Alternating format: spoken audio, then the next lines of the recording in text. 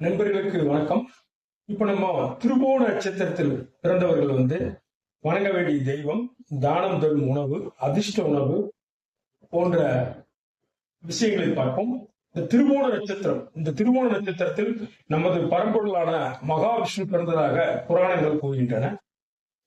அப்போ 27 நட்சத்திரங்களில் பாத்தீங்கன்னா திரு என்ற அடைமொழியோடு வரக்கூடிய 2 நட்சத்திரம் திருவாதிரையும் திருவோணமும் ஆகும்.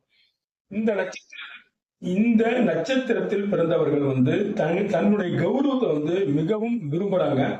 தனக்கு கௌரவம் மரியாதை இல்லாத இடத்தில் இவர்கள் இருப்பதே இல்லை.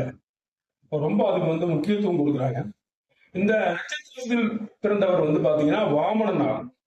வாமனன் பிறந்த நட்சத்திரம் திருவோணம்.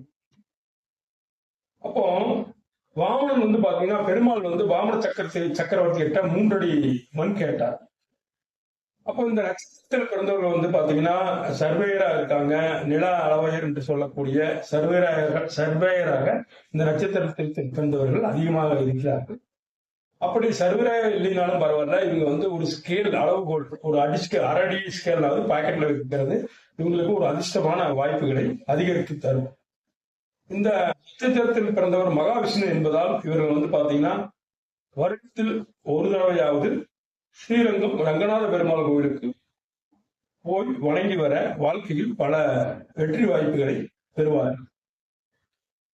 அதே போல இந்த நட்சத்திரத்தில் பிறந்தவர் விபூஷணன் ஆகும். ராவணனுடைய தம்பி விபூஷணன் பிறந்த நட்சத்திரம் திருவோணமாகும். விபூஷணன் ஏதோ ஒரு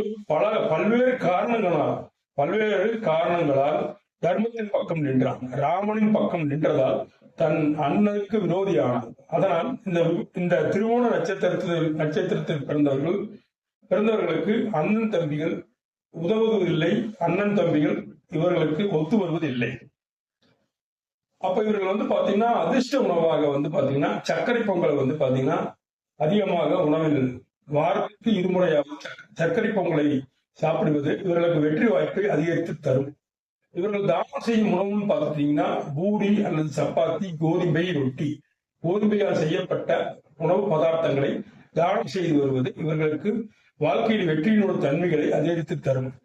வெள்ளருக்கு மரம் எந்த ஆலயத்தில் தலவிருச்சகமாக உள்ளதோ அந்த ஆலயம் சென்று வணங்கி வர இவர்களுக்கு வாழ்க்கையில் பல வெற்றிகள் உண்டாகும். நன்றி, வணக்கம்.